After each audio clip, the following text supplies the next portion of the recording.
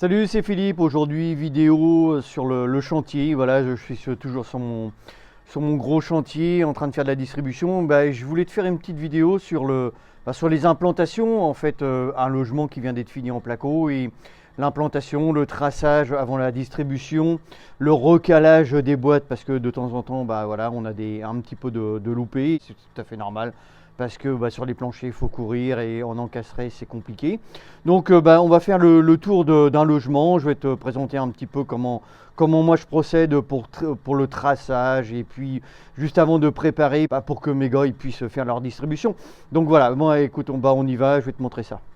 Avant d'attaquer ton logement en distribution encastré, il y a quand même une préparation à faire puisque là tout arrive par le sol.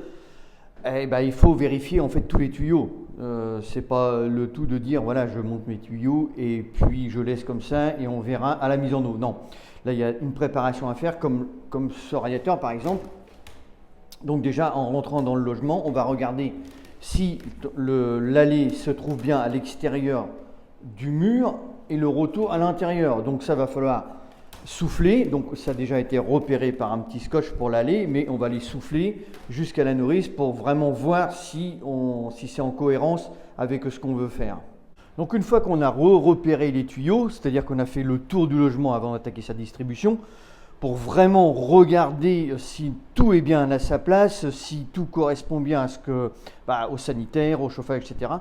On va faire l'implantation, c'est-à-dire qu'on va faire un traçage des appareils sur le mur.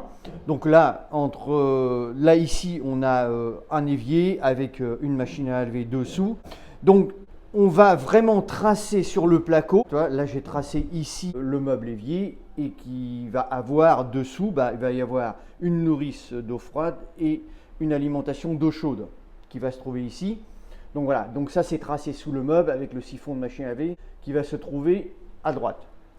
Donc ici, en l'occurrence, on voit bien que la boîte qui a été mise en encastré n'est pas collée contre le placo. Donc voilà, ici, on va être obligé de repiocher un petit peu au marteau-piqueur pour avoir les tuyaux vraiment bien en alignement, bien collés au placo. Donc on passe partout au niveau des boîtes pour vraiment bien contrôler aussi si on est bien à l'emplacement, vraiment à l'emplacement de l'appareil. Donc là, tu vois, là on a un exemple de boîte, c'est-à-dire ça c'est les nourrices chauffage, la boîte de chauffage qui est mal implantée. Elle s'est trouvée, une fois que le placo a été mis, le plaquiste il a tracé son logement, et bien du coup, tu as la moitié de la boîte qui se trouve dans le couloir. Donc ça, c'est tous les tuyaux de chauffage, et puis l'autre moitié qui se trouve dans le placard. Et j'ai tracé en fait l'emplacement, on va repiocher ici pour pouvoir ramener tous les tuyaux dans ce fameux placard. Ça fait partie des aléas. Donc sur les planchers, c'est pas évident. Il y a des mesures sur les plans. Il y a des moments, on a les petits loupés comme ça. Bon, ça arrive pas fréquemment, mais ça arrive. Alors la grande particularité, nous, de ce qu'on fait, on fait les sorties de gaine avant placo. C'est-à-dire que tout est sorti. Moi, je trace les cloisons et en fait, on sort les vidanges à l'extérieur de la gaine. Ça, c'est la gaine qui se trouve derrière avec tous les tuyaux. Toutes les descentes EU, EV, tu as la VMC, etc. Et en fait, on sort toutes les attentes à l'extérieur de la cloison. Comme ça, quand tu viens pour faire ta distribution, tu as toutes tes vidanges en fait qui sont sorties. Et puis, tu gagnes du temps en fait. C'est plus pratique pour raccorder tous les appareils, faire les vidanges de tous les appareils. Donc tu vois, au niveau des vidanges, ici on le voit bien, ici on a la vidange du meuble vasque qui est sortie et puis qui va se trouver ici, tu vois. Et puis là on a la baignoire qui se trouve ici, et puis on a notre sortie de baignoire qui se trouve à l'extérieur. Comme ça, il n'y a pas à trifouiller à l'intérieur, on a tout ce qu'il faut. On a tout ce qu'il faut à l'extérieur, voilà, donc ça c'est les alimentations de la baignoire. Donc en fait, voilà, c'est comme ça que ça se présente avant distribution. Donc on fait vraiment un tour de tout le logement. On regarde ce qui va pas, on trace tout et une fois que tout est tracé, il y a un gars qui fait la distribution, pratiquement que ça, et il vient avec tout son matériel. Là, il commence à faire sa distribution, à monter ses radiateurs, etc. Donc voilà, c'est très efficace puisque ce gars-là s'occupe de rien que de faire de la distribution. Et en fait, c'est comme ça que tu gagnes du temps sur des appartements. Là, ici, on a 3 appartements en palier, tu vois. En dessous, on en a 6. Et en fait, après, voilà, c'est vraiment un travail de chaîne.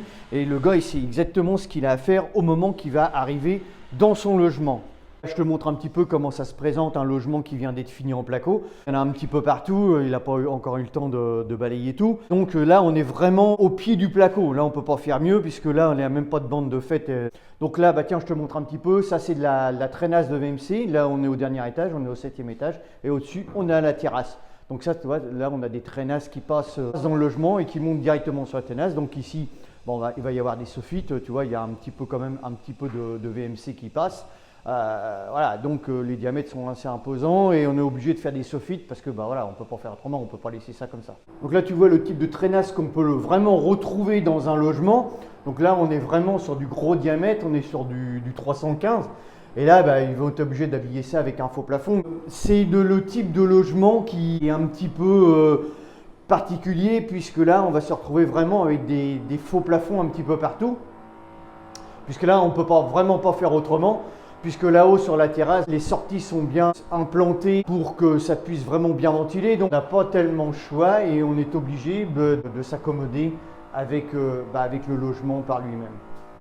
Donc tu as vu, la préparation c'est très très important puisque sans préparation, eh bien, tu galères quand tu viens faire ta distribution. Donc moi je prends toujours l'habitude de tracer avant, de regarder si j'ai pas un PER qui est plié avant qu'il y ait une intervention derrière moi. Donc moi je suis le premier maillon de la chaîne.